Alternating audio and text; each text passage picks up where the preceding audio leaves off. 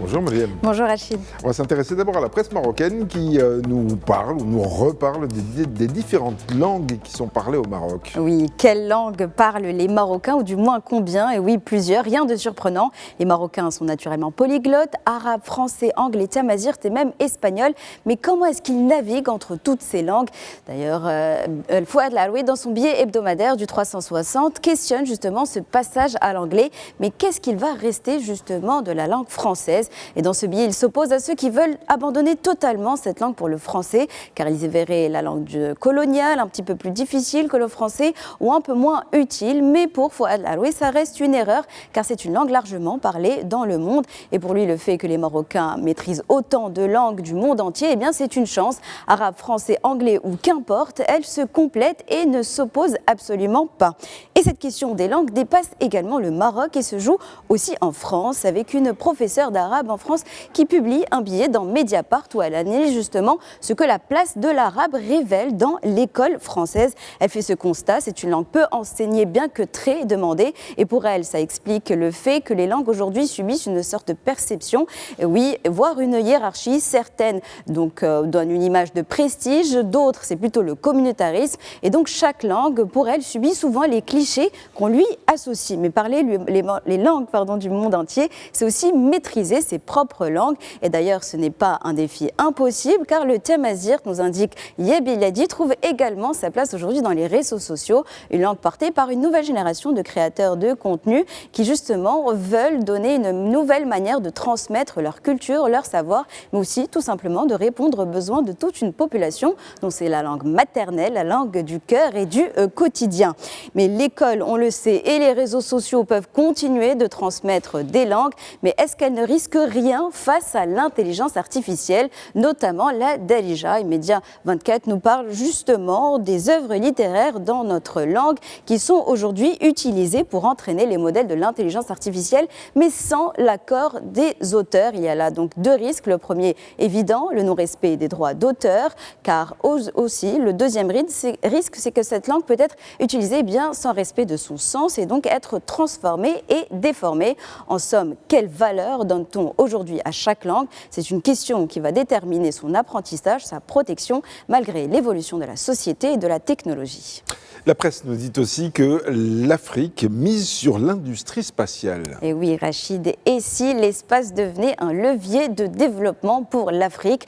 Du moins, d'après Afrique Info, aujourd'hui, c'est une économie qui veut voir émerger bien de nouvelles puissances à l'horizon 2030. C'est pour bientôt. C'est un marché aujourd'hui qui fait plus de 22 milliards de dollars et qui se projette à plus de 35 d'ici 2030. C'est donc un secteur en forte expansion. Mais quand on parle du spatial, ce n'est pas que les fusées, c'est aussi les satellites, car ils sont au centre d'une industrie technologique qui s'utilise pour l'agriculture par rapport aux prévisions climatiques, la sécurité alimentaire, la connectivité notamment par rapport aux zones rurales. Ça s'utilise aussi pour le transport et la navigation. L'Afrique, rappelons-le, qui a environ 65 satellites, le Maroc en a 5 et en tête, nous avons l'Égypte avec 14, suivi de l'Afrique du Sud. C'est donc une industrie à développer car elle impacte tout simplement notre vie quotidienne. Mais pour développer cette industrie, il faut des compétences locales. Et d'ailleurs, Scoop Afrique nous indique aujourd'hui que des étudiants de Yamoussoukro vont concevoir et envoyer un nanosatellite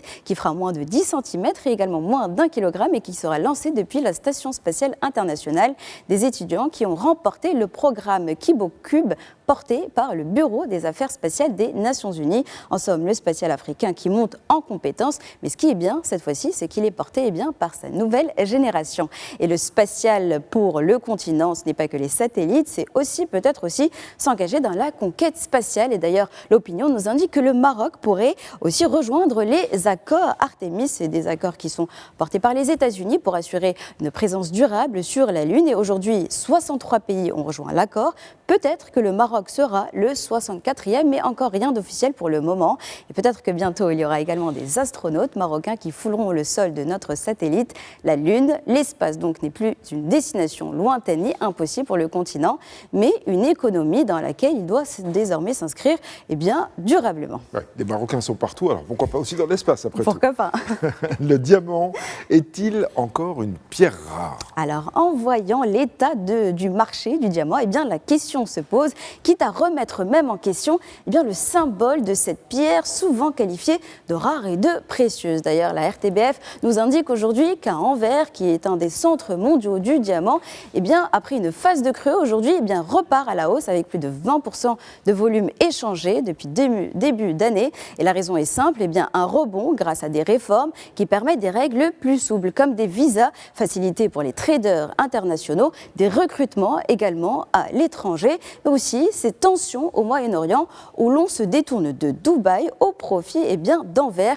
Mais attention, les prix chutent fortement, jusqu'à moins 27% du prix en un an. Eh bien, la raison est simple, les stocks sont élevés et il y a beaucoup moins d'acheteurs.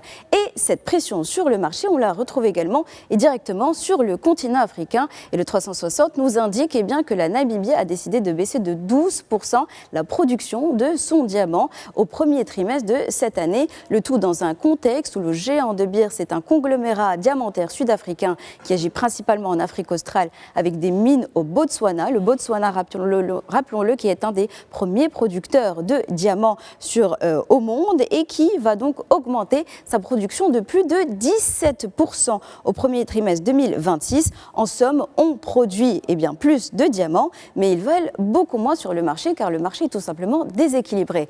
Mais au-delà du marché, c'est aussi la perception du diamant qui est en train de changer. Et d'ailleurs, Times India nous indique aujourd'hui que la Gen Z, rappelons-le, qui est née entre 1997 et 2012, pense aussi à se marier et se détourne aussi du diamant naturel. Elle privilégie les diamants synthétiques pour 3 raisons simples.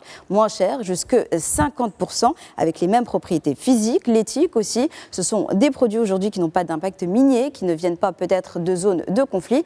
Et troisièmement, c'est des pierres du quotidien, plus créatives, plus accessibles. En somme, le diamant, qui a longtemps été symbole de rareté et d'amour éternel, est aujourd'hui challengé par des alternatives plus accessibles qui remettent en question sa valeur. Mais bon, ne vous méprenez pas, un diamant, ça fait toujours plaisir, Rachid. C'est vous, si vous le dites. On s'en doute un petit peu.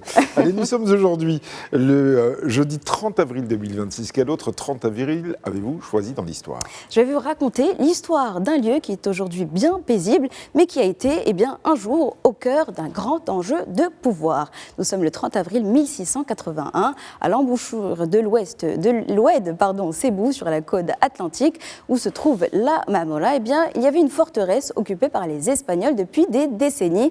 Mais ce jour-là, le sultan Moulay Ismaïl lance l'offensive. Les troupes marocaines encerclent la place, prennent le dessus sur les Espagnols affaiblis qui finissent par céder. Mamora est reprise. La ville sera ensuite renommée Mehdia, celle que l'on connaît aujourd'hui près de Kénitra. Un lieu calme, désormais une plage, un port, une vie paisible. Et pourtant, derrière ce doux paysage, il y a cette histoire. Et oui, sous la tranquillité de certains lieux résonnent encore les battements de leur histoire. Merci beaucoup, Mariam Kokaïna. C'était la revue de presse.